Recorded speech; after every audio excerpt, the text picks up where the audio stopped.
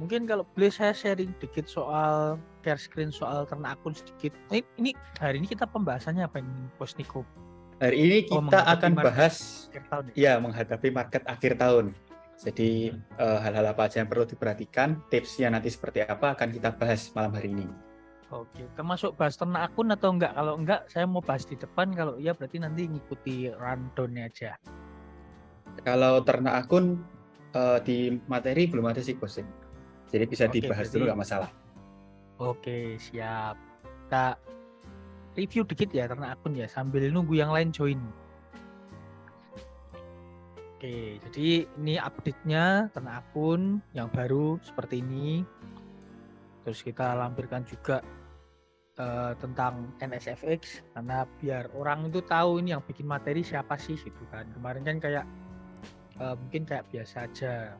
Nanti ini saya jelasin dikit ya, tapi tidak saya baca semuanya. Jadi saya jelasin sedikit garis besarnya. Jadi ini ada legalitas, ada visi misi kita, terus kegiatan kita ini ngapain. Jadi kan orang kan pasti bingung, mungkin ada yang bingung kan, ini yang bikin materi itu siapa, kerjaannya ngapain aja, kok sampai ada legalitasnya juga, ya NPWP dan SK Kemenkumham gitu.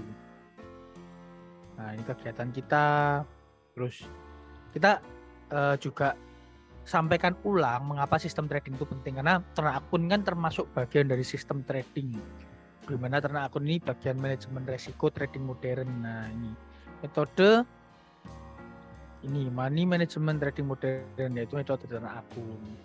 Jadi kalau kita kenal sistem trading, terus sistem trading itu ada manual dan ada otomatis, next levelnya, nah jadi ibaratnya level 1, level 2, level 1 dan 2 bisa dibilang sejajar karena sama-sama untuk menghasilkan profit dengan sistem trading. Level 3-nya adalah ketika kita punya sistem trading yang lebih dari satu, kita bisa kembangkan ke metode ternak akun.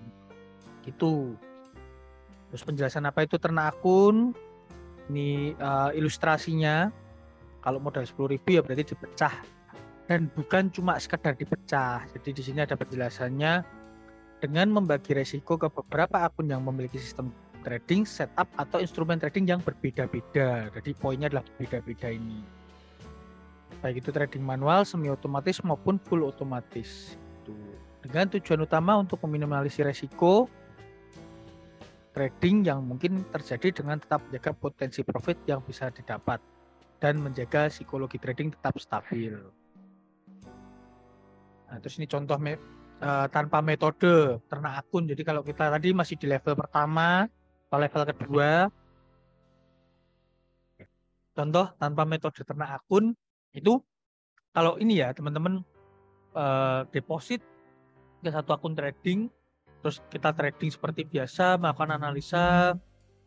Yang namanya trading itu berlaku hukum probabilitas, artinya analisa itu bisa betul bisa salah, tapi faktor resiko lain kadang adalah kontrol psikologi yang mungkin berat bagi sebagian orang yang emosinya kurang stabil, juga mungkin bagi sebagian orang yang sering kayak melanggar rule-nya sendiri.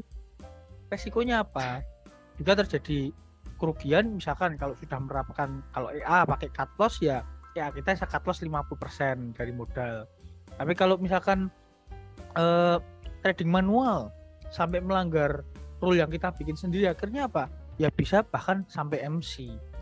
Terus kalau sampai MC gimana? Ya akhirnya kita mulai lagi dari awal, kita deposit lagi, kita belajar lagi, kita atur semuanya lagi dari awal. Dan banyak orang yang ketika gagal di awal, mereka trauma terlebih dahulu, mereka tidak siap memulai lagi, atau mereka kayak ya udahlah, stop trading, cari yang lainnya. Bahkan ada yang tidak sedikit yang trading itu judi, trading itu dimanipulasi, trading ini. Kalau memang seperti itu, kenapa bisa trading ini legal di Indonesia? Kenapa bisa ada Bapepti yang mengatur perdagangan berjangka dan komoditas? Kenapa juga banyak tokoh-tokoh yang kita kenal sukses di bisnis ini? Nah ini kan segelintir orang yang mengambil kesimpulan karena sebetulnya by experience dia, menurut opini dia, bukan dengan fakta yang terjadi. Nah, akhirnya muncullah metode ini untuk mengatasi atau untuk menjadi solusi terhadap permasalahan-permasalahan yang sering diceritakan orang tadi. Nah, kalau misalkan nih cut loss, kalau MC ya udah ya jelas kita harus deposit lagi. Kalau cut loss 50%, cut loss 50% aja, sisa $500 untuk kembalikan 1.000 itu harus cari 100%-nya. Nih, waktu recovery jadi lebih lama dengan dana tersisa $500 tadi. Sama saja mencari 100% dari $500 tadi untuk balik ke 1.000. Itu baru ke titik nol. Dari minus ke titik nol, belum profit. Padahal kita udah spend waktu, spend tenaga, spend mata buat analisa, nggak capek kan? Belum biaya listrik, biaya kopi kita. Nah terus next levelnya adalah contoh dengan metode ternak akun. Nah, level 3 tadi. Ini kita ambil contoh Pak Santoso mengenai konsep ternak akun. Santoso memiliki dana 1.000 untuk ditradingkan dan Santoso deposit 1.000 dalam 2 akun. Nah, ini Pak Santoso baru kenal nih dan coba-coba. Dia deposit ke 2 akun. Berarti kita pecah 50%, $500 dari $1.000. Ketika terjadi resiko, salah satu akun terjadi resiko. Nah, ini kan kita bahas kenapa salah satu akun terjadi resiko, karena resikonya kita bedakan. Jadi jangan kira cuma kita pecah 2 akun tapi OP-nya sama, transaksinya sama, pairnya sama. Itu enggak tepat. Kita bedakan pairnya, kita bedakan sistem yang bekerja, kita bedakan mungkin setup-nya. Nah, satu akun cut loss 50%, berarti sisa $250. Sisa total dana dari satu akun sisa $250, dari 2 akun sisa $750. Nah, jadi 75% dari modal $1.000. Waktu recovery lebih cepat dengan dana tersisa, karena kita mengembalikan 25% dari $1.000. Nah, terus contoh lain nih, modalnya 5.000, Siniko modal 5.000, lebih besar modalnya dibagi menjadi 5 akun. Setiap akunnya 20%. Kalau sampai terjadi resiko, cut loss salah satu akun nih, cut loss 50%, sisa modal 1.000 dari sisa modal 500 dari modal $1.000, recovery-nya akan lebih cepat lagi karena sama aja sisa total dananya itu masih 90%. Kembaliin 10%, kalau sebulan kita bisa profit sekitar 5%, 4%, 7%, mungkin lebih kecil atau lebih besar tergantung kondisi market. Ya, recovery-nya akan memakan waktu mungkin sekitar 2 bulan, 3 bulan lebih cepat poinnya. Nah, itu contoh. Jadi teman-teman bisa baca juga tujuan ternak akun ada 3. Jaga money management, apa aja dijabarkan di sini. Kenapa bisa masuk ke dalam menjaga money management? Karena tujuannya membagi risiko, diversifikasi. Terus recovery lebih cepat ketika terjadi kerugian pada salah satu akun. Terus jika terjadi floating, dana pada akun lain yang tidak floating bisa dipindahkan sementara untuk menjaga ketahanan dana. Nah, ini yang tambahan. Nah, yang ketiga ini baru kita temukan beberapa waktu yang lalu dan kita bisa ngambil, ibaratnya kita bisa mengambil kesimpulan seperti ini. Jadi kalau kita ternak akun sama tidak ternak akun, kita contoh yang tidak ternak akun dulu ya. Ketika akun kita floating dan kita pengen survive, artinya kita yakin dengan analisa update-nya bahwa harga akan floating sampai di level sekian dan nanti bisa koreksi, kita mau memperjuangkan akun yang floating, kita harus injek keluar uang lagi. Dengan catatan berarti kalau sampai terjadi resiko kita ruginya lebih banyak. Tapi kalau dengan ternak akun, resikonya kan misalkan tadi yang contoh $5.000 ya. $5.000 yang inilah. Yang ini $5.000 dipecah ke 5 akun. Misalkan akun trading nomor satunya ini floating. Tapi kita udah melakukan analisa dan kita ada analisanya ini membuahkan kesimpulan bahwa harga bisa koreksi di harga sekian. Tapi membutuhkan dana tambahan. Kita nggak perlu keluarin uang dari kantong kita untuk deposit lagi, untuk injek. Tapi kita bisa pindah dari akun 2, 3, 4 atau yang 5 atau akun yang lain lah yang tidak sedang floating besar atau sedang tidak ada transaksi. Kita pindah sementara dari akun 5 ini, kita bisa pindahkan misalkan dari akun nomor 2 ini yang tidak floating ke akun nomor 1. Jadi yang awalnya $1.000 balance-nya jadi 2.000. Nah, Dan ketahanannya otomatis udah 2 kali lipat kan kalau $2.000. Misalkan masih kurang ya 3 hari ini bisa masuk ke sini. Ketahanannya jadi 3 kali lipat. Itu salah satu yang ternyata bisa dilakukan dan kemarin kita lakukan ketika menghadapi akun yang floating, yang risk profit 3 di akun charity. Nah, kita pindah salah satu balance di akun tuh untuk nahan ketahanan dana yang kebetulan tidak ada transaksi sama sekali.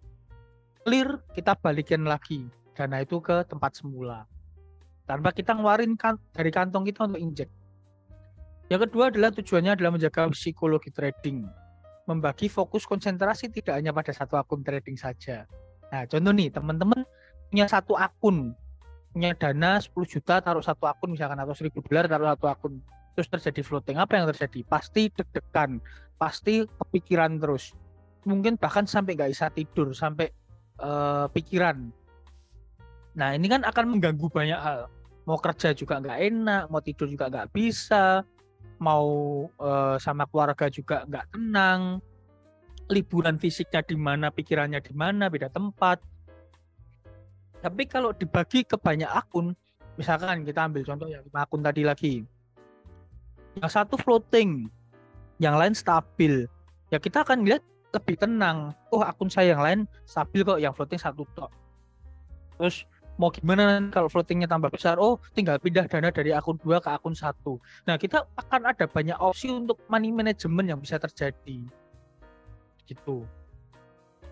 Misalkan kita nggak tenang akun ketika satu akun, ya kita akan pikiran gitu loh. Tapi kalau kita pecah seperti ini, oh akun 1 dan 2 lagi floating kayak tadi nih, akun charity yang Lazy Pro, akun charity yang Lazy Pro sedang floating yang V2, tapi akun yang lain aman-aman aja. Ya, apakah kita apakah saya pikiran atau apakah Niko yang pantau akun itu kepikiran? Saya rasa enggak gitu. Membagi fokus konsentrasi tidak pada hanya satu akun trading saja. Yang berikutnya masih tentang menjaga psikologi trading adalah menghindari loss control dan greedy. Kenapa bisa begitu? Ya, karena kalau misalkan kita punya satu akun trading, saya tanya ke teman-teman, tujuan kita trading apa sih? Tujuan kita trading apa? Tujuan kita trading pasti adalah cari profit. Apakah ada yang tujuannya lain mungkin untuk pamer ke tetangga, ke saudara, atau mungkin ada yang punya tujuan lain apa? Saya penasaran kalau ada tujuan lain. Mungkin ternyata selama ini sebetulnya ada tujuan mulia lain yang nggak kepikiran. Setahu saya pribadi selama tahun depan ini berarti 8 tahun trading, tujuan saya trading ya hanya cari profit. Nggak butuh pengakuan, nggak butuh dipuji, ya hanya cari profit aja. Dan meningkatkan kualitas hidup. Dan kualitas hidup bisa ditingkatkan dari mana? Ya ketika kita dapat profit, bukan dari yang lain-lain. Kita nggak profit, kita dipuji juga kita nggak makan gitu. Tapi kita profit, orang lain nggak tahu, justru malah nggak ada yang ngutang. Kalau kita punya satu akun dan tujuannya cari profit, ternyata ketika kita analisa, kita mungkin kena stop loss beruntun 2-3 kali, sehingga minusnya lumayan tuh. Atau mungkin akun kita lagi floating. Apa yang terjadi? Kita nggak tenang. Kita kayak pengen segera mengembalikan kondisi minus tersebut jadi profit. Kita akhirnya yang dari awalnya tradingnya sehat, kita melakukan analisa, money management dan lain sebagainya, kita nggak bisa kontrol psikologi, sehingga kita gambling. Atau mungkin setelah berapa kali kerugian, kita pengen balikin dengan cepat, akhirnya kita gebuk lot. Atau mungkin udah profit, karena kita merasa overconfident terhadap analisa kita yang selalu profit, akhirnya kita gebuk lot. Endingnya apa? Biasanya yang seperti itu nggak akan selalu membuahkan hasil yang baik, malah ruginya lebih besar. Nah, itu sering dihadapi orang-orang yang pernah saya temui. Tapi kalau kita pecah jadi banyak, kita fokusnya nggak akan di satu ekuitas kita itu, oh harus profit segede apa, sebanyak apa. Tapi kita kayak bisa ngelihat, oh akun ini yang satu udah menghasilkan, akun 2 masih on progress, akun ketiga udah menghasilkan. Selain fokusnya pada profit di setiap akun, fokus kita akan ada satu lagi untuk menambah akun yang baru. Nah, ini menarik nih. Kalau saya pribadi mengajarkan ke banyak orang sekarang, bahkan ke tim NS adalah fokus kita nggak usah terlalu ke profit. Kita ada fokus baru yang menarik. Apa tuh? Yaitu adalah menambah jumlah akun. Yang awalnya mungkin 2, jadi 3 dari profitnya. Bukan dari uang kita sendiri ya, dari profit yang didapat. Misalkan nih, contoh. Kita ambil contoh yang ini. Kita punya 1005 akun. Misalkan satu akun cuma ngasilin baru 10%, berarti berapa? $100. Akun 2 yang ngasilin 10%, misalkan $100 lagi. Akun 3 ngasilin $200. Akun keempat belum ngasilin misalkan. Akun kelima ngasilin $100 lagi. Total berapa? $500 kan. Nah, misalnya saya kasih contoh ya. Misalkan profit 10%, $100. Saya itu nggak bakat tulis pakai mouse. Sorry agak jelek tulisannya. Misalkan $100. Akun 2 ya $100 profitnya. Akun ketiga mungkin nggak profit, masih floating. Akun keempat mungkin profitnya lebih banyak, 150 atau 200 misalkan. Akun kelima ya $150. Nah, ini di total berapa? 300, 400, 500. $500. 500 bisa kita pecah ke akun ke-6. Nah, kita isi dulu $500, nggak apa-apa, $500 udah bisa jalan. Akun ke-6 $500. Running dengan setup yang berbeda. Nanti misalkan ada profit lagi, di sini ada profit lagi 100, kita pindah jadi $700. Itu yang kita lakukan sekarang.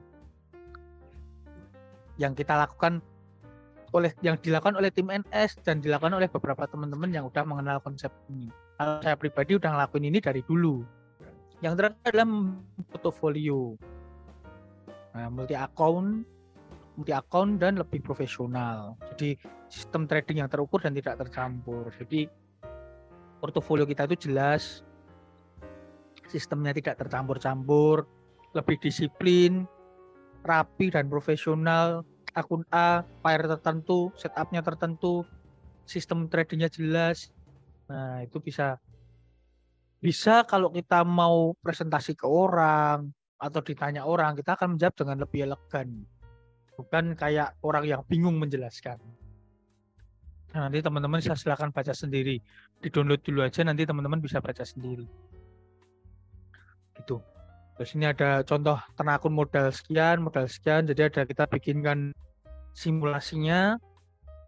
Terus ini contoh ternak akun versinya NS yang kita pakai untuk akun charity.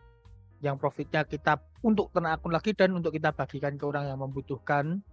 Total udah ada 6 akun dengan masing-masing $1,000. Dan ini ada penjelasan setup yang kita pakai. Jadi AI yang kita pakai dan setup yang kita pakai.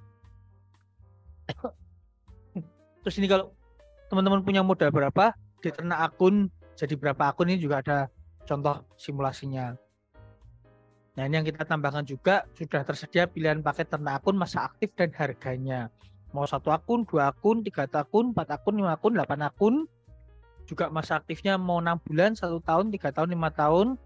Setiap pilihan ini ada diskonnya. Jadi diskonnya itu misalkan saya mau 1 akun 6 bulan. Nah, ini kayak misalkan kita 1 akun 6 bulan itu harganya normal 1,5 juta. 1 akun 1 tahun ya normal 2,100 juta. Ini dah ada diskon hitungannya. 1 akun 3 tahun itu harganya 4,5, lebih murah dari yang 1 tahun. 1 akun 5 tahun ya lebih murah daripada yang 3 tahun tuh. Nah, kalau 2 akun diskonnya 10%.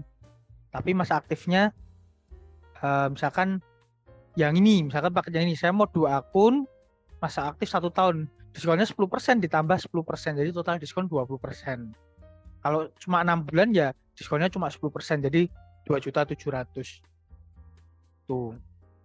Misalkan mau 8 akun 5 tahun, diskonnya berapa? 30% ditambah 20%, jadi diskonnya 50%. Ini setengah harga.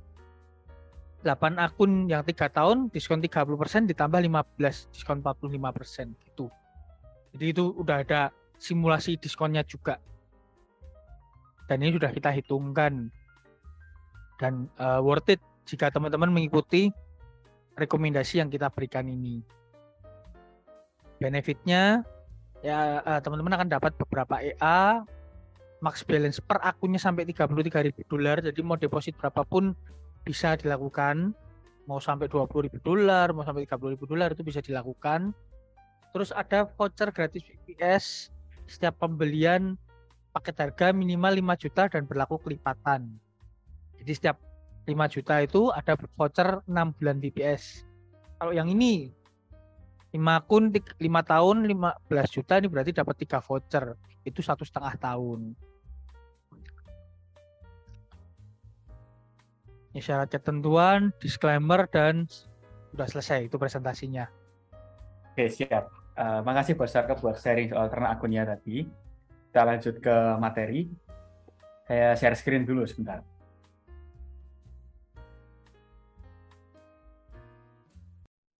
Oke, coba minta konfirmasinya dari teman-teman. Apakah layar saya sudah berada di tampilan presentasi atau belum nih?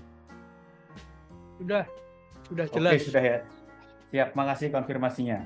Banyak banget nih yang konfirmasi. Oke, kita langsung mulai aja nih. Masuk ke slide pertama. Apa yang dapat terjadi di market saat akhir tahun? Ya, seperti itu. Jadi saat akhir tahun ini ada acara apa sih? Ada event apa? Dan apa dampaknya ke market? Nah, di situ ada 2 foto. Orang lagi liburan. Nah, jadi saat akhir tahun biasanya banyak yang libur. Banyak juga yang berlibur, apalagi trader-trader ya. Biasanya kalau akhir tahun pada liburan nih. Siapa di sini yang suka liburan dari teman-teman? Oke, jadi saat akhir tahun, bertepatan dengan momen libur Natal dan Tahun Baru, banyak pelaku pasar yang libur. Contoh pelaku pasar itu seperti apa? Contohnya ada bank sentral, ada LP atau liquidity provider, ada juga retail trader, dan ada juga broker. Nah, ini mereka pada libur sehingga menyebabkan pergerakan harga di market cenderung slow atau mungkin spread-nya melebar. Seperti itu. Nah, kemudian untuk dampak yang dapat terjadi di market, ya seperti yang sempat saya singgung sebelumnya, yang pertama yang bisa terjadi adalah spread-nya cenderung melebar. Kenapa bisa melebar? Karena kurangnya likuiditas di market. Nah, mungkin bagi beberapa yang belum tahu soal apa itu likuiditas, jadi likuiditas itu adalah kemampuan pasar mata uang untuk diperdagangkan, jadi kita jual atau kita beli sesuai permintaan. Atau kalau simpelnya kelancaran transaksi eksekusi sesuai harga saat itu. Jadi kita misalkan kita open buy di harga 10.000 nih, ya kita akan tereksekusi transaksinya di harga 10.000 tersebut. Seperti itu untuk contoh simpelnya. Nah, kemudian yang kedua, cenderung terjadi gap di market. Nah, sebelum membahas soal contoh gapnya, ada yang belum tahu atau enggak nih soal gap itu apa?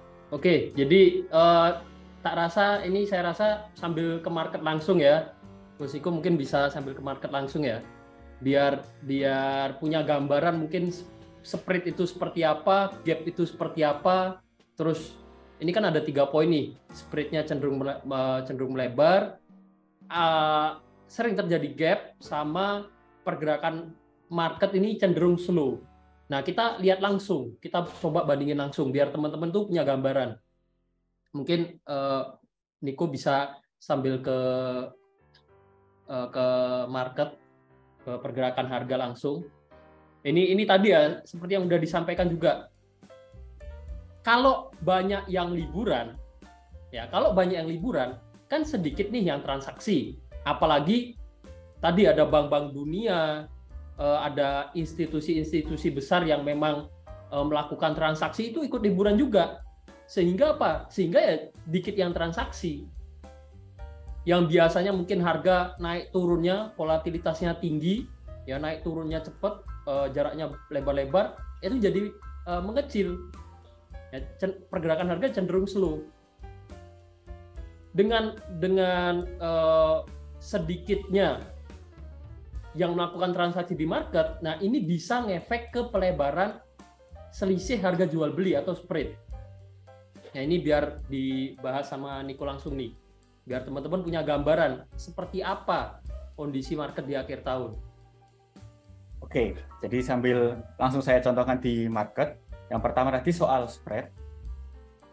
Kalau soal spread itu biasanya teman-teman nanti bisa lihat saat kondisi market akhir tahun, contoh tanggal 20 ke atas nih, atau saat bank-bank udah mulai libur. Itu kalau teman-teman perhatikan di bagian market watch, sambil saya annotate ini. Nah, di sini ada yang namanya spread nih yang ditandai dengan tanda seru nih. Spread kalau saat market normal atau saat jadwal normalnya, hari-hari normal, itu contoh Euro USD di kisaran 16 sampai 20 poin selisih antara harga jual dan belinya. Kemudian untuk AUD CAD sekitar 28 sampai 30. Nah, kalau misalkan saat akhir tahun nih, nanti ketika teman-teman perhatikan, spread itu bisa lebih lebar. Contoh yang umumnya sekitar 20 poin itu bisa sampai ke 30 atau 40 poin. Kalau yang biasanya lebih terlihat itu di gold contohnya. Kalau gold itu biasanya spreadnya ketika dia melebar akan terlihat sekali perbedaannya. Selisihnya juga lebih jauh. Contoh di sini gold XAU USD spreadnya saat ini pakai 25 sampai 30 poin nih. Cuman ketika melebar, perlu saya perhatikan juga bisa sampai ke 40, 50 atau 60 poin, bahkan lebih dari itu bisa terjadi. Nanti untuk realnya pada saat mungkin di tanggal 24 ke atas, teman-teman bisa lihat tuh di market langsung seperti apa spreadnya. Nah, itu untuk pembahasan soal spread. Kemudian kita masuk ke pembahasan soal gap nih. Cenderung terjadi gap di market. Nah, yang dimaksud gap itu seperti apa? Jadi yang dimaksud dengan gap adalah perbedaan antara mungkin sebelum lanjut bisa diperlihatkan dulu ya spread itu yang seperti apa biar punya gambaran lebih teman-teman ini. Oke, siap, sebentar. Pakai ke harga terkininya aja. Nah, itu kelihatan tuh. Untuk yang belum tahu, ya jadi spread itu apa? Spread itu selisih harga jual beli. Ya, ini sedikit bahas basic juga biar teman-teman lebih paham ya. Di market itu akan selalu ada harga jual dan harga beli. Nih. Nah, mungkin di beberapa platform yang teman-teman pakai, mungkin harga belinya ya yang nggak ada garisnya. Nah, itu dimunculin dulu. Caranya gimana? Caranya mungkin Niko bisa bantu. Klik kanan di layar chart, properties, ya, di common ya, di common ini dimunculin dulu. Nah, ini baru setelah teman-teman munculin, dia akan keluar dua garis seperti ini. Ini kalau nggak kecentang, coba dihilangkan centangnya. Nah, dia cuma ada satu garis. Ya, karena ada juga nih yang salah paham. Saya melakukan transaksi buy, harganya di sini, tapi kok keeksekusinya di atas ini. Karena apa? Karena harga belinya ada di atas ini. Ya, gitu ya. Untuk mungkin yang belum tahu soal spread ya. Ini untuk gambaran aja. Nah, ini tadi yang dimaksud spreadnya melebar. Nah, ini selisih harga jual dan harga belinya ini kalau akhir tahun biasanya melebar. Ya, ini bisa teman-teman coba perhatikan nanti pas mungkin masa-masa menjelang libur Natal atau libur akhir tahun. Ini yang AUD USD kita bisa lihat spreadnya mungkin di kisaran belasan ya. Saat ini kisaran belasan poin atau 1 sampai 2 pips lah. Ini bisa jadi dia naik 2 kali lipat. Itu soal spread ya. Mungkin bisa lanjut untuk gap. Oke, ya itu tadi penjelasan soal spread. Sekarang kita lanjut ke pembahasan soal gap. Ini sambil saya contohkan langsung di market. Oke, jadi yang dimaksud dengan gap di sini adalah perbedaan antara harga close candle dengan harga open candle berikutnya. Jadi close candle sebelumnya dengan harga open candle berikutnya berbeda. Yaitu yang dimaksud dengan gap. Contohnya seperti apa? Di sini udah saya siapkan beberapa contoh. Yang pertama, di sini ada candle bearish nih. Kalau candle bearish kan harga open-nya di atas, harga close-nya di bawah. Jadi yang di sini harga open, kemudian close-nya harusnya di bawah sini. Cuman di candle berikutnya ada candle bullish, itu open-nya di tengah-tengah candle bearish tadi, yang dimana ini terjadi gap. Itu. Kalau normalnya seperti apa? Normalnya, misalkan nih, kita ambil contoh untuk candle bearish juga ya. Di sini ada candle bearish nih, harga open di sini, kemudian di bawah ini close. Nah, setelah itu candle berikutnya nyambung nih, open-nya di sini, close-nya di bawahnya, kemudian berikutnya candle bullish ini harga open di bawah, close-nya di atas. Seperti itu. Yang umumnya terjadi adalah seperti itu. Nah, ini karena kondisi market apalagi di akhir tahun cenderung terjadi gap. Itu contoh yang pertama tadi. Contoh yang kedua, kita coba scroll lagi. Nah, di sini ada candle bullish nih. Ada candle bullish harga open di bawah, close-nya di atas. Di sini ada harga open, kemudian harusnya close-nya di atas ini. Cuman ternyata dia open lagi di bawah. Jadi harga open-nya hampir sama dengan harga open candle sebelumnya.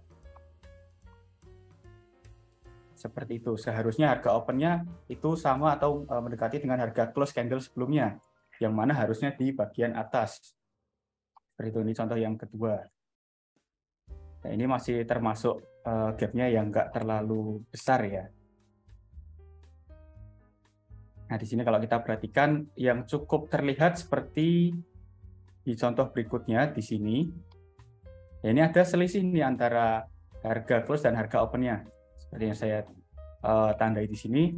Jadi close-nya di bawah, cuman open-nya lebih di bawahnya lebih. Jadi ada selisih antara harga open dan close candle sebelumnya. Ini kalau kita lihat di sini,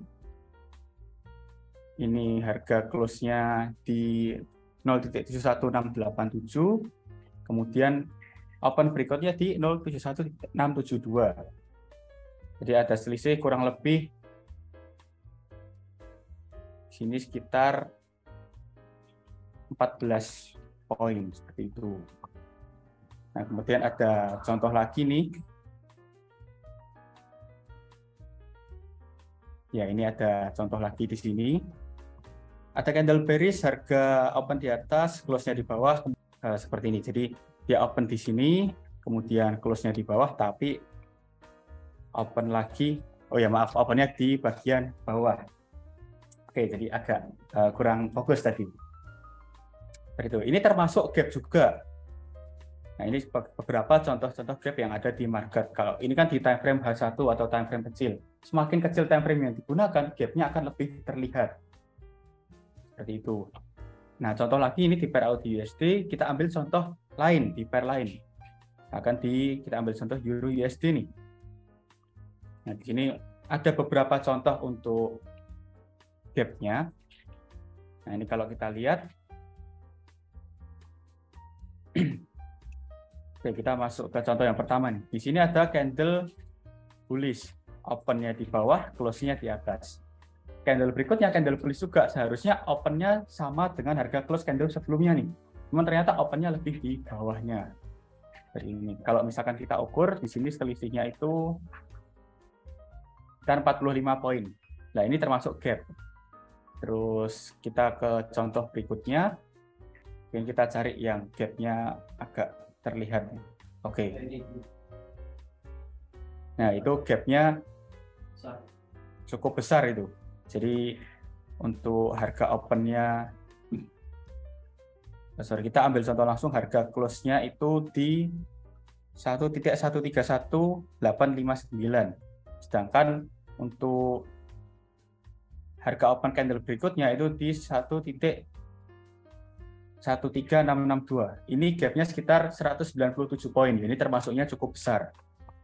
Nah, seperti inilah yang umumnya terjadi saat kondisi market akhir tahun. Biasanya banyak terjadi gap seperti ini. Kalau teman-teman perhatikan di kondisi market yang sekarang, ini kan contoh tahun 2021 kemarin. Kalau contoh kondisi market sekarang, itu ada juga beberapa market yang terjadi gap. Itu. Jadi untuk penjelasan soal gap. Sekarang kita lanjut nih. Yang berikutnya atau poin selanjutnya adalah pergerakan harga cenderung slow atau sideways. Karena banyak pelaku pasar yang libur tadi, sehingga volume transaksi di market itu berkurang. yang menyebabkan pergerakan harganya jadi slow. Contohnya,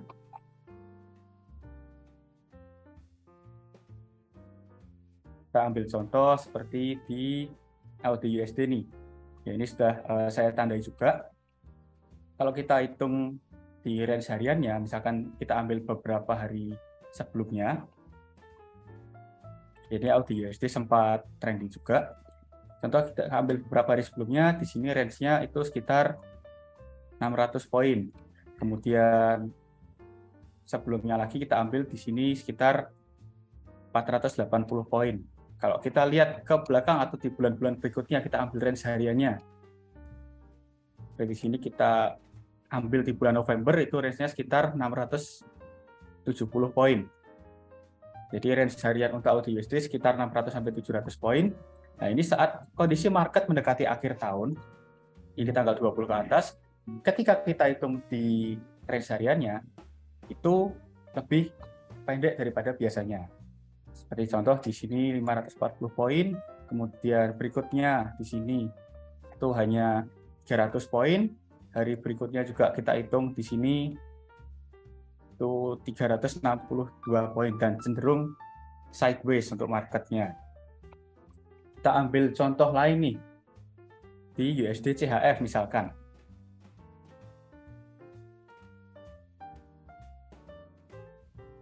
Oke.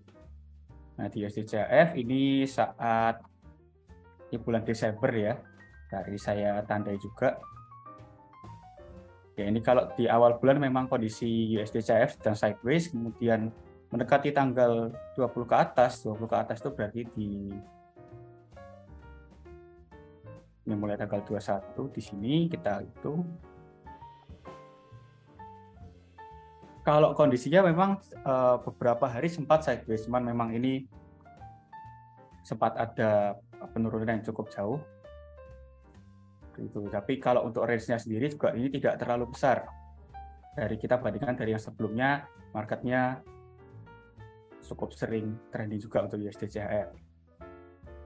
Gitu. Kita ambil contoh lain lagi nih. Misalkan di Euro USD. Nah, Euro USD saat bulan Desember ini kondisinya memang cenderung sideways.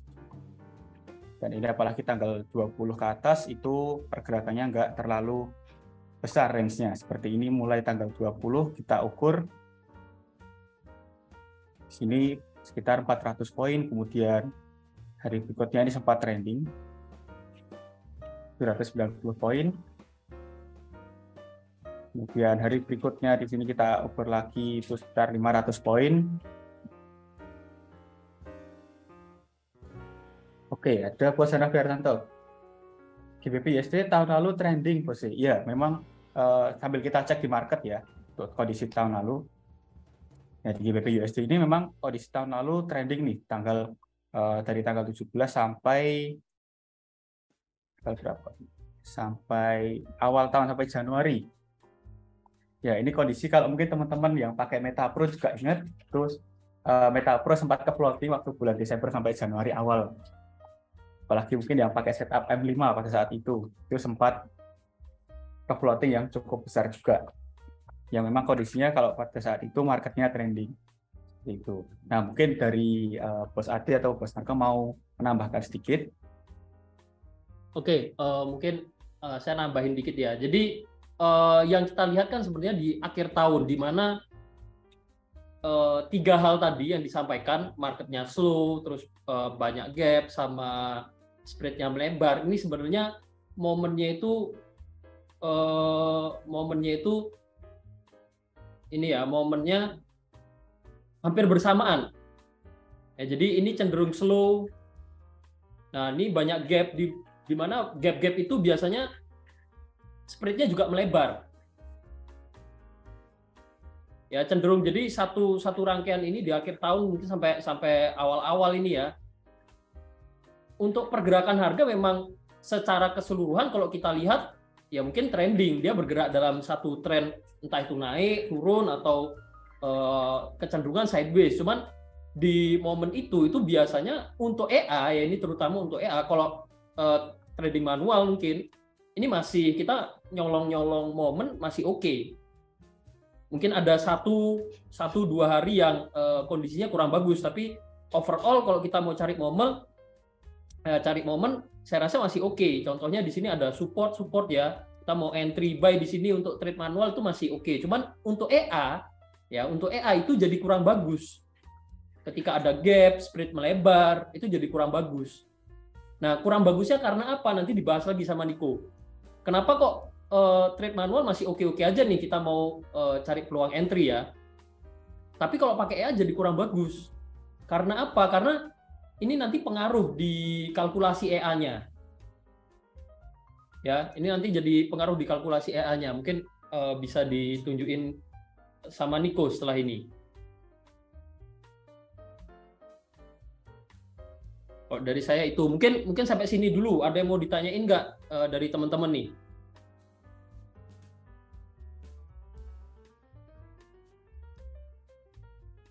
Sampai sini. Nah, mungkin ada yang sebelumnya belum tahu ya, belum ada gambaran kenapa kok dari tim NS ini ngasih rekomendasi ke teman-teman mending dimatiin dulu aja EA-nya, di off-in dulu sebelum nanti awal tahun baru di on-kan lagi. Nah, alasannya kenapa ya seperti yang kita bahas hari ini gitu, malam ini. Alasannya karena 3 hal itu. Efeknya ke EA seperti apa nanti akan dibahas lagi lebih detail sama Niko. Mungkin sebelum ke situ, ada nggak pertanyaan dari teman-teman nih? Untuk 3 hal yang kita bahas ini.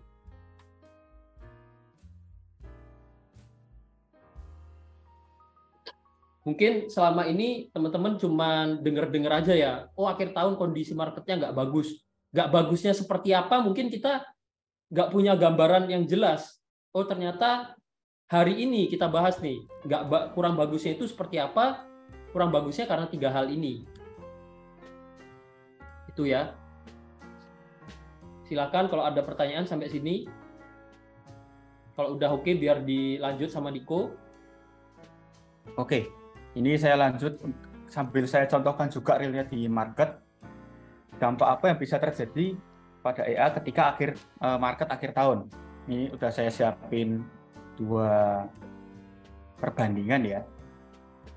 Oke, di sini kita ambil contoh untuk EA. Misalkan contoh EA Unspro lah. Di sini ada open posisi buy 1 lot. Oke, di sini ada open posisi buy 1 lot, sama-sama di harga yang sama ya, 2 contoh ini. Nah, kemudian untuk averaging, karena sistemnya kita pakai averaging marginal, maka di sini untuk Unspro itu kita pakai pending order juga untuk averaging-nya. Nah, pending order di sini kalau untuk buy ya pakainya buy limit, kalau sell limit. Di sini EA sudah memasang pending order yaitu buy limit. Nah, ini perbedaan contoh kita ambil dari spread-nya dulu. Jadi di sini sambil saya tulis.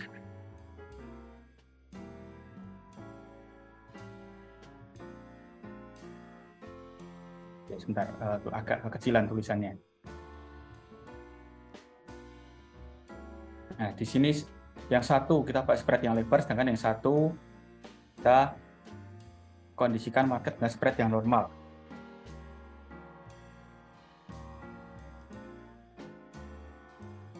Oke. Nah, di sini misalkan kondisi market akhir tahun spread-nya melebar. Apa yang bisa terjadi? Yang bisa terjadi adalah order averaging kita atau untuk open averaging pending order kita tadi, buy limitnya bisa nggak tersentuh nih, karena spread-nya yang lebih lebar. Karena kalau misalkan buy itu akan tereksekusi di harga bid, harga yang lebih tinggi. Misalkan di sini kita pakai spread normal nih, spread untuk AUD USD itu di 20 poin. Ini masih oke, misalkan averaging kita di bawah sini di harga 67312, spread 20 poin masih bisa terambil nih di sini karena masih ada ekornya ini sekitar 36 poin. Itu masih bisa tereksekusi.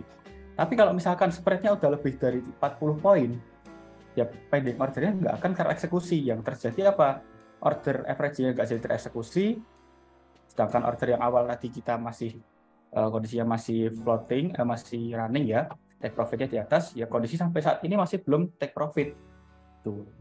Namun misalkan nih, di saat kondisi market normal, order average kita buy 1 lot di awal, kemudian spread-nya normal pakai yang 20, pending ordernya tersentuh, maka take profit-nya akan lebih dekat dengan harga running sekarang, atau istilahnya lebih turun dari yang sebelumnya di atas, itu jadi lebih di bawah order yang awal tadi, sehingga apa, lebih dekat. Dan kalau misalkan kita lihat dengan kondisi harga sekarang, ordernya sudah take profit.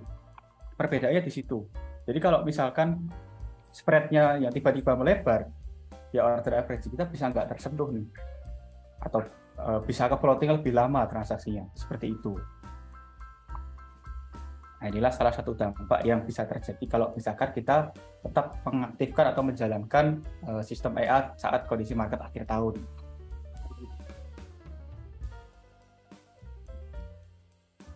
Sampai sini, dari teman-teman ada pertanyaan atau belum?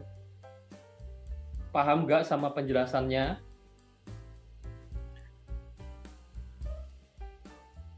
Paham ya, Bu Sanapi paham. Yang lainnya gimana nih teman-teman yang lainnya? Atau sambil saya coba jelaskan versi saya ya, mungkin biar teman-teman punya gambaran lain.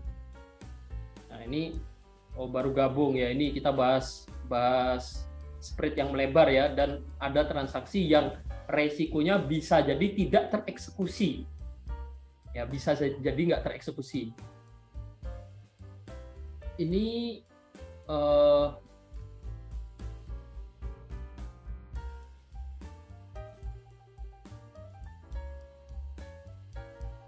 nggak bisa.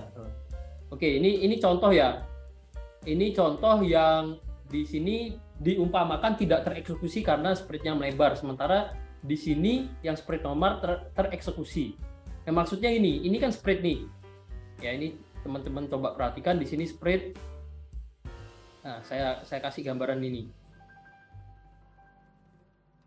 Ini kan selisih harga jual belinya ini. Kalau selisih harga jual belinya ini kecil, ya.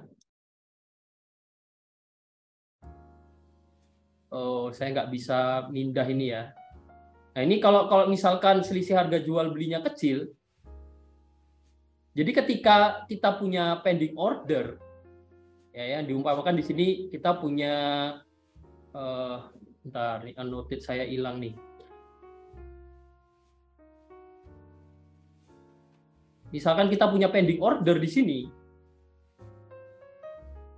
kita pasang buy limit misalkan. Nah, ketika harga turun dan spread-nya melebar. Nah, kalau spread normal mungkin jaraknya cuman segini ya. Katakanlah ini 20 poin. Kalau misalkan melebar jadi 2 kali lipatnya, ya, jadi jaraknya segini. Nah, jaraknya jadi selebar ini nih.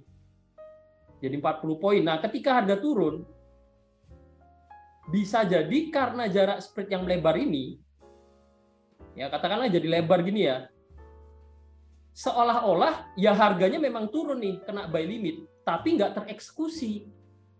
Buy limit kita nggak tereksekusi karena apa? Karena spread-nya lebar. Ya karena spread-nya lebar, sehingga apa? Harga asnya ya, harga belinya ini tidak nyentuh ke buy limit kita. Candlestick-nya, grafiknya memang nyentuh buy limit kita, tapi harga belinya tidak nyentuh ke garis transaksi kita. Sehingga apa? Sehingga buy limitnya nggak tereksekusi. Ya contohnya di sini. Grafiknya turun nih, grafiknya turun.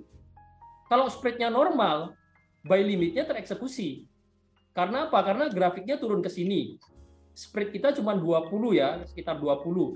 Ya ini kena nih buy limit. Tapi kalau spread-nya 40, harganya turun ke sini. Karena ada jarak selisih harga jual beli ya, spread-nya mungkin di atas sini. Nah, ini harga jualnya di atas sini, sementara buy limit kita di bawah sini. Transaksi buy limit ini tidak akan tereksekusi. Mungkin kelihatannya sederhana, hanya satu transaksi, tapi efeknya untuk jangka panjang jadi nggak bagus. Ya contohnya ya ini, seperti yang tadi dijelaskan.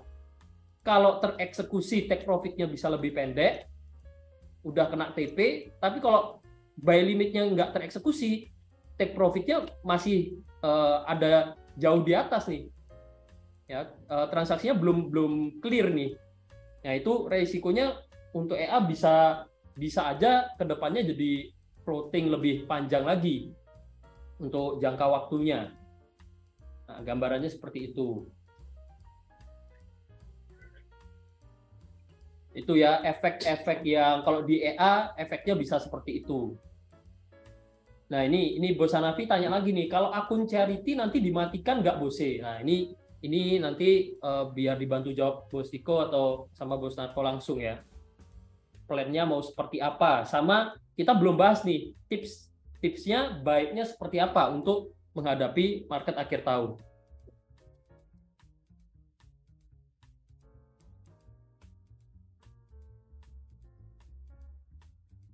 Oke, kita lanjut ke tipsnya ya. Tapi sebelum itu, apakah ada yang mau ditanyakan dulu? Mungkin dari teman-teman ada pertanyaan? Oke, belum ada. Kita lanjut lagi untuk ke tipsnya.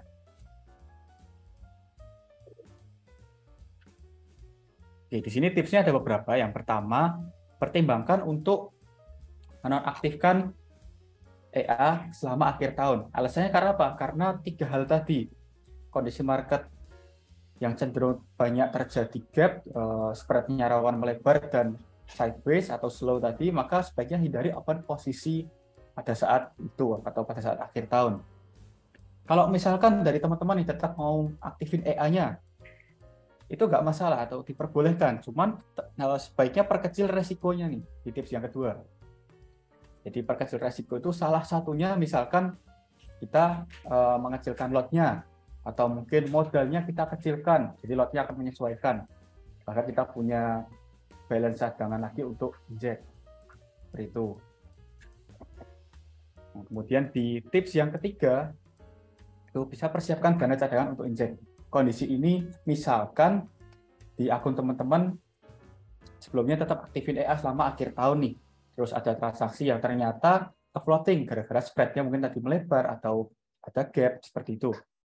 Lalu floating-nya udah lumayan besar juga, membutuhkan dana untuk injek, ya teman-teman udah prepare dana untuk injek tadi. Jadi nggak perlu bingung lagi. Seperti itu. Kalau misalkan teman-teman nggak siap untuk injek, yaitu resikonya bisa terjadi auto cut loss atau mungkin kalau teman-teman nonaktifkan auto cut loss, floating-nya bisa lebih besar, bisa lebih dari 50%. Seperti itu. Ya, ini tipsnya kalau untuk menonaktifkan EA bisa mulai dari tanggal 20 atau sebelum tanggal 20 juga nggak masalah, misalkan tanggal 15, tanggal 16. Tuh, kalau dari teman-teman yang sudah sharing ke kita, ada yang sudah menonaktifkan EA-nya dari kemarin. Jadi per tanggal 12 atau hari ini juga ada yang sharing ke kita bahwa EA-nya sudah dinonaktifkan. Karena misalkan nggak dinonaktifkan, ada floating, takutnya kepikiran nih waktu mungkin tinggal liburan atau mungkin waktu kita nggak bisa handle akunnya pada saat itu. Nah, biar nggak kepikiran juga, makanya sebaiknya EA dinonaktifkan. Tapi kalau mau diaktifkan juga nggak masalah. Seperti itu. Oke, ada pertanyaan nih. Kalau EA masih floating besar, bagaimana? Apakah harus matiin EA? Kalau misalkan EA-nya masih floating, ada beberapa hal yang mungkin bisa dilakukan. Salah satunya tetap kita analisa dulu nih, kira-kira kita floating di bar apa, pergerakan harga bisa sampai mana nih. Seperti itu. Yang kedua, selain kita analisa, kita persiapkan juga plan cadangannya.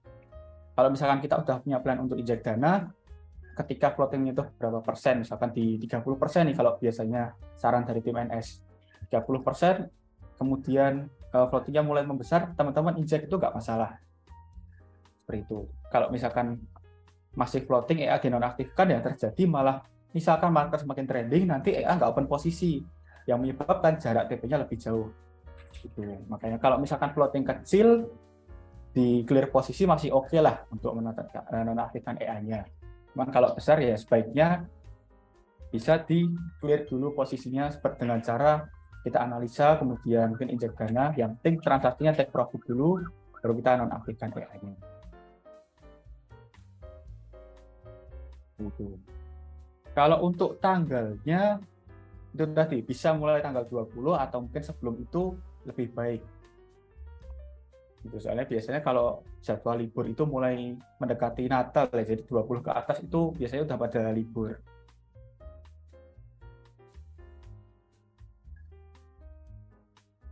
Itu. Nah, kemudian ada tips lagi nih kalau misalkan teman-teman off trading saat akhir tahun. Nah, misalkan kalau teman-teman off trading harus ngapain atau bisa melakukan hal apa? Yang pertama, kita bisa lakukan evaluasi jurnal trading kita. Jadi selama 1 tahun ini, misalnya di bulan apa saja kita mengalami kondisi market yang ekstrim, misalkan kita mengalami floating atau mungkin kita mengalami loss, kita catat atau kita review di bulan itu, kemudian penyebabnya karena apa, kita pikirkan juga solusinya seperti apa. Nah, kalau kita udah lakukan evaluasi, kita catat jurnalnya bisa berupa Excel, bisa berupa tabel, bisa berupa juga kita catat di buku secara manual. Senyaman teman-teman, misalkan mau buat jurnalnya pakai Excel biar bisa dirumus lebih mudah, nggak masalah. Kalau udah dibuat jurnalnya, kita bisa buat resolusi untuk tahun berikutnya. Misalnya dari jurnal tadi kita bisa mengetahui kondisi market di bulan-bulan apa aja. Misalkan akunnya floating besar nih. Contoh kalau di bulan Maret 2 tahun terakhir kondisi sempat marketnya trending. Ya, kita bisa prepare nih untuk bulan Maret berikutnya. Apakah akan ada event seperti apa? Persiapkan plan menghadapi kondisi tersebut. Solusinya seperti apa? Apakah kita mau off dulu pada saat bulan itu, atau kita mau injek dana, atau mau kita perkecil resikonya? Ya, kita bisa prepare seperti itu. Gitu. Jadi kita bisa melihat rekap kita selama 1 tahun ini seperti apa, atau mungkin beberapa tahun ke belakang. Nah, contoh untuk rekap yang tim NS buat atau portofolio itu seperti slide berikut ini. Jadi untuk portofolio kita catat dalam bentuk tabel nih, dan kita selalu update untuk portofolionya. Gitu. Kalau seperti di sini yang Lazy Pro itu cukup bagus growth-nya. Tahun ini ya ini belum sampai Desember ya, jadi masih 11 bulan. 11 bulan itu growth-nya sudah sampai 75%. Ini cukup bagus karena Lazy Pro sejauh ini juga performanya stabil. Per bulannya di kisaran 5-6%. Itu. Nah, terus untuk Ons Pro juga di bulan-bulan sebelumnya growth-nya di kisaran 5% juga nih, mulai September, Oktober, November. Meta Pro juga growth-nya pelan-pelan mulai meningkat juga. Ini salah satu contoh jurnal trading yang kita buat. Oke, ada pertanyaan nih dari Bos Hanafi Hartanto. Modal minimal untuk EA 200 atau 250 dolar? Kalau untuk Ons Pro versi 5 itu minimal modalnya 400 dolar. Cuman untuk EA lain, Lazy Pro dan Meta Pro itu minimal modalnya bisa start dari 200 dolar. Itu setup default-nya. Mengecilkan resiko dengan mengecilkan modal bisa, karena kalau misalkan modal masih kecilkan, auto lot-nya akan lebih kecil juga mengikuti modal saat itu. Itu. Kalau misalkan ingin tetap mempertahankan modal, ya lot-nya dikecilkan aja. Persentase sekarang katakan pakai 0,05%, ya bisa dikecilkan jadi 0,02% atau 0,03%. Seperti itu. Nah, kalau teman-teman sekarang pakai setup optimasi nih, banyak pair, ya pairnya dikurangin atau mungkin kembali ke default dulu. 1 pair aja biar lebih aman. Kalau floating pun juga biar nggak terlalu besar. Seperti itu. Nah, sampai di sini apakah ada pertanyaan?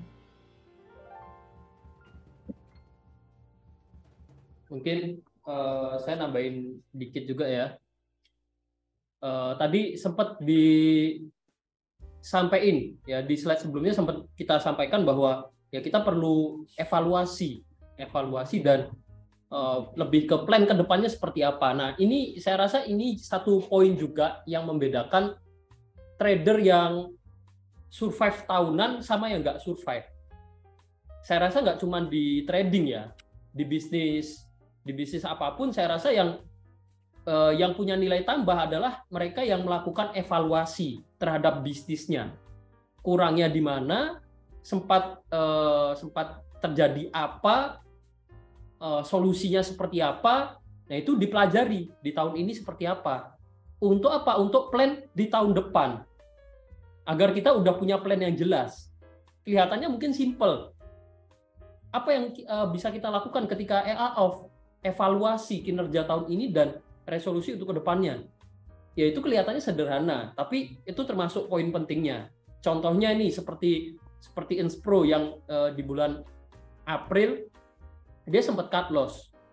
Nah, ini kalau kita yang mempelajari, ini yang saya perhatikan ya, dari tahun 2020 sampai sekarang, Inspro ini sempat mengalami cut loss.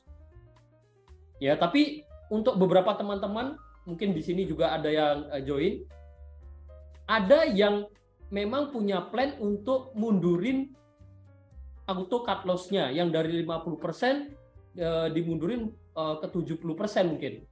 Nah, mereka survive.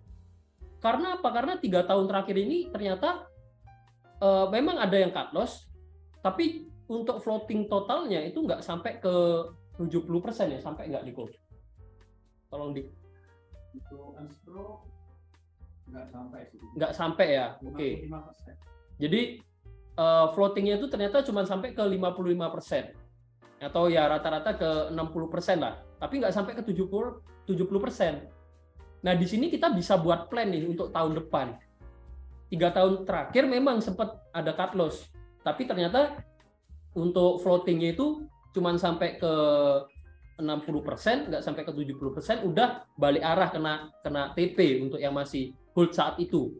Nah, bagi yang saat itu mungkin mundurin auto cut loss-nya, mungkin aman-aman aja nih take profit.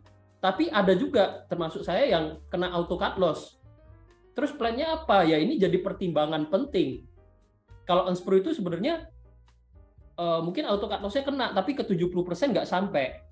Nah, ini bisa kita buat plan cadangan kita di tahun depan. Untuk yang pakai Inspro bisa jadi plan cadangan nih. Kita bisa siap-siap untuk mungkin menghadapi floating yang lebih dari 50%, tapi masih di bawah 70%. Nah, antara mau tetap pakai setup default, atau kita buat plan untuk menghadapi floating yang lebih dari 50% tadi. Ya, jadi gambarannya bisa seperti itu. Nah, ini yang membedakan. Mungkin trader lainnya ada yang kena auto cut loss nih, nggak survive. Tapi kita yang mau coba mempelajari kinerja tahun ini atau bahkan tahun lalunya juga, kita akan lebih siap menghadapi ketika ini mulai floatingnya mulai besar. Wah, ini kondisinya mirip tahun lalu. Walaupun itu tidak bisa dijadikan jaminan, tapi kita punya gambaran lebih dan kita punya kesiapan lebih juga untuk menghadapi market saat itu. Ya, poinnya di situ yang mau saya tambahkan untuk poin soal evaluasi dan resolusi untuk tahun depan ya, tahun 2023 tentunya. Nah, seperti itu. Mungkin tadi ada yang tanya juga kalau misalkan floating besar, ini pendapat pribadi saya ya, kalau misalkan pakai EA dan sedang floating besar, mungkin 6 layer, 7 layer, saya akan lebih milih untuk tetap menjalankan EA-nya. Ya, saya akan lebih milih untuk tetap menjalankan EA-nya. Tentunya yaitu tadi diperkuat dengan analisa. Karena apa? Karena sayang juga kalau misalkan walaupun spread melebar ya dan ada beberapa mungkin kejadian ada gap, tapi akan sangat disayangkan kalau ternyata harga itu kena ke level averaging kita. Kalau kita off-kan EA-nya, ya kita nggak bisa nerusin averaging. Sehingga apa? Sehingga TP-nya ya sesuai TP saat itu. Yang bisa aja akan jadi lebih jauh dengan EA yang tetap di-on-kan. Nah, jadi ini kaitannya dengan tanggal off juga. Kalau misalkan nih, teman-teman lagi habis kemarin mungkin voting besar, terus di tanggal-tanggal ini mulai floatingnya mulai selesai ya. Nah, ini bisa dipertimbangkan untuk mau off-nya kapan. Karena bisa jadi saat tanggal yang kita rekomendasikan untuk off, teman-teman lagi floating. Mungkin ada yang kalau floatingnya baru 2 layer, 3 layer, baru mungkin $5, $6, ya pertimbangkan untuk di cut loss dulu, EA-nya di off-kan, masih nggak masalah. Tapi kalau yang floatingnya 5 layer, 6 layer, ya ini kalau di EA-nya di off-kan, ya jadi sayang gitu. Karena floatingnya saya rasa itu udah cukup besar ya, nominalnya mungkin di 10%, di 20%, mungkin kisaran itu. Itu. Seperti itu mungkin tambahan dari saya. Nah, dari teman-teman gimana nih? Ada pertanyaan lagi nggak?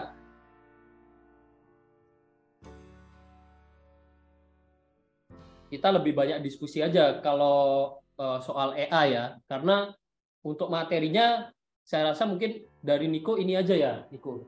Udah ya. Nah, dari Niko untuk materinya udah seperti ini. Jadi ini topik pembahasan kita malam hari ini lebih ke pertanyaan teman-teman. Ada mau tanya apa nih? Nah, nanti kita bantu jawab aja. Tuh, Niko ada yang tanya, mungkin bisa dijawab. Kalau akun charity rencana tetap akan dijalankan karena kondisi untuk yang apalagi Lazy Pro itu masih floating, nanti misalkan udah berposisi mungkin akan dipertimbangkan untuk dinonaktifkan juga seperti itu. Cuman nanti tetap kita diskusikan dulu sama tim gitu. Nanti akan kita notif juga di grup, misalkan akun charity kita akhirnya nonaktifkan. Jadi tetap ada reminder nanti di grup akan seperti apa. Gitu.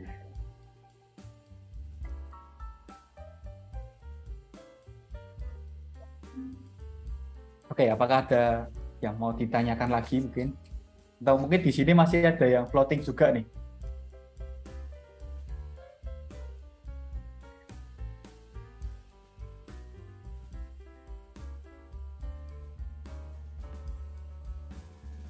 Ini karena materinya udah selesai, kita mungkin sharing-sharing aja.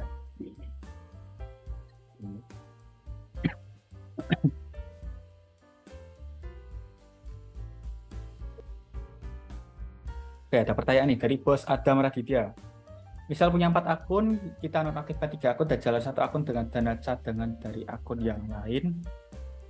Mungkin maksudnya 1 akun diinjek dengan dana cadangan dari 3 akun lain. Mungkin seperti itu ya maksudnya, Bos. Kalau misalkan seperti itu, sebaiknya kalau pendapat pribadi saya tetap akan saya nonaktifkan. Karena kalau misalkan tetap diaktifkan dengan cadangan 3 kali injek dari 3 akun tadi, ya kalau misalkan tanpa analisa akan beresiko juga, kita nggak tahu naiknya akan sampai mana atau mungkin floatingnya akan seberapa besar. Untuk menghindari itu, ya kalau pendapat pribadi saya memang akan saya off-kan aja. Kalaupun floating kecil ya saya cut loss. Misalkan floatingnya cuma $1 atau $2 aja. Cuman kalau misalkan tetap mau dijalankan, ya sarannya apalagi kalau akunnya masih floating ya tetap dianalisa dulu. Tuh, karena agak eman juga misalkan kita punya 3 kali dana injek dari akun yang sebelumnya, tapi kita nggak bisa analisa, kita nggak bisa perkirakan sampai mana, ternyata dananya kita pakai semua, malah akhirnya MC kan ya agak eman-eman juga di situ. Itu. Mungkin kalau dari saya gini, Bos. Sebenarnya EA dijalankan itu nggak masalah ya. Yang saya alami dari tahun-tahun kemarin itu sebenarnya masih fine-fine aja untuk EA dijalankan. Cuman kondisi marketnya memang jadi kurang bagus ya. Kondisi market jadi kurang bagus, lalu transaksi di EA jadi ya yang harusnya kena TP jadi karena spread lebar ya, jadi belum kena TP dan sejenisnya. Nah, gini. Kalau misalkan Bosnya punya 4 akun nih, masing-masing $1.000. Terus jalankan 1 akun aja biar tetap jalan, yang 3 di off-kan. Kalau menurut saya pribadi, ya itu masih nggak masalah. Cuman Bosnya harus siap gini, Bosnya harus siap misalkan nih perlu injek Nah, Bosi siap nggak untuk injek di saat itu? Ya, karena tim NS tetap akan bantu. Kalau misalkan misalkan ada floating besar nih, misalkan perlu EA-nya di nonaktifkan dulu. Nah, Bosi harus siap menonaktifkan EA saat itu. Karena apa? Karena tim NS juga ini spoiler juga ya, tim NS kan juga ada hari liburnya. Nah, takutnya pas hari libur tim NS slow respon, jadi banyak teman-teman yang butuh banyak request sehingga kita nggak bisa fast respon. Yang kita takutkan itu juga, takutnya nggak bisa fast respon sampai akhirnya apa? Harusnya kita ada penanggulangan di EA-nya, tapi kita nggak sempet nih. Nah, itu juga yang ditakutkan. Kalau misalkan teman-teman memang udah siap analisa dan misalkan bisa eksekusi cepat untuk penanggulangan yang dibutuhkan, entah itu mungkin injek, entah itu mungkin menonaktifkan EA sementara, nah itu sebenarnya nggak masalah untuk tetap dijalankan. Ya, jadi pengalaman pribadi saya kalau memang udah mengerti betul kerja EA-nya seperti apa, tetap jalan itu nggak masalah. Itu mungkin untuk gambarannya seperti itu. Ya, tadi udah dibantu jawab juga oleh Bos Ade. Apakah masih ada pertanyaan lagi? Oke, dari Bos Kupril, biasanya floating banyak ya apa? Atau rata-rata sama semua? Kalau floating itu tergantung dari kondisi marketnya juga dan tergantung dari EA yang digunakan. Karena setup tiap EA beda-beda. Kalau yang tahun kemarin, itu EA yang floating itu kebetulan ada ANSI Pro dan ada Meta Pro.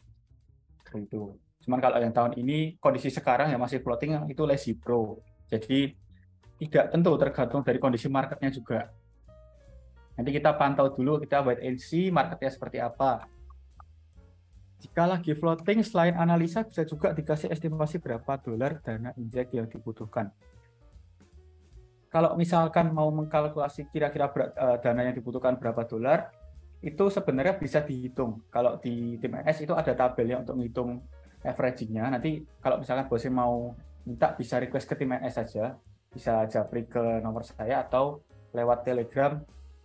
Japri nggak masalah, nanti kita kasih tabelnya, nanti kita ajari juga untuk cara pakainya.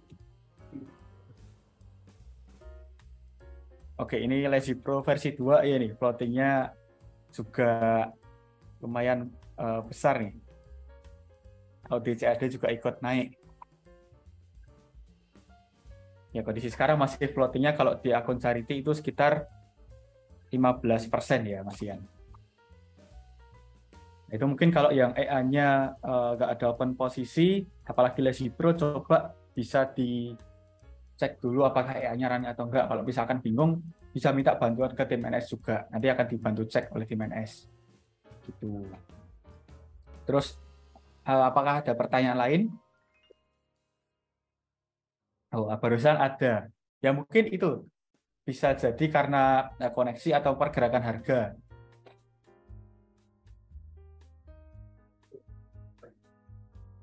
Ya, selisih 400 baru buka lagi. Kalau misalkan yang dimaksud untuk averaging-nya, Lazy Pro versi 1 itu biasanya pakainya instant order. Jadi kalau harga tiba-tiba naik, ya dia akan kalkulasi dulu kira-kira akan open di mana. Bukan by pending order kayak yang di versi 2. Versi 2 averaging-nya pakai pending order, jadi lebih akurat untuk jaraknya. Oke, nggak ada pertanyaan lagi. Kalau gitu, mungkin untuk webinar malam hari ini cukup sampai di sini dulu. Kita tadi udah sharing dari jam 7, jadi udah 1,5 jam nih, sampai jam 8:30. Terima kasih buat yang udah hadir di malam hari ini. Terima kasih untuk yang udah mengikuti dari awal hingga akhir webinar. Kalau misalkan dari saya atau dari Bos Narko atau dari Bos Ade ada salah kata, kami minta maaf, kami mohon maaf. Dan kita akan ketemu di webinar berikutnya. Nanti untuk tanggalnya akan diupdate di grup. Seperti itu. Ya, untuk yang masih floating, semoga bisa segera clear posisi, bisa segera take profit. Dan kalau udah take profit, jangan lupa di WD, biar ngamanin profitnya. Seperti itu dulu. NSFX, we trade better. Ya, terima kasih untuk teman-teman yang udah nemenin sharing ya. Semoga sharingnya bermanfaat. Saya juga pamit undur diri. See you next webinar. Kalau sama saya kemungkinan besok ya kita live trade untuk yang trade manual. Kita bisa juga lanjut sharing di grup. Ya, kalau ada apa-apa nanti lanjut tanya aja di grup, nggak masalah. Thank you teman-teman. See you next webinar.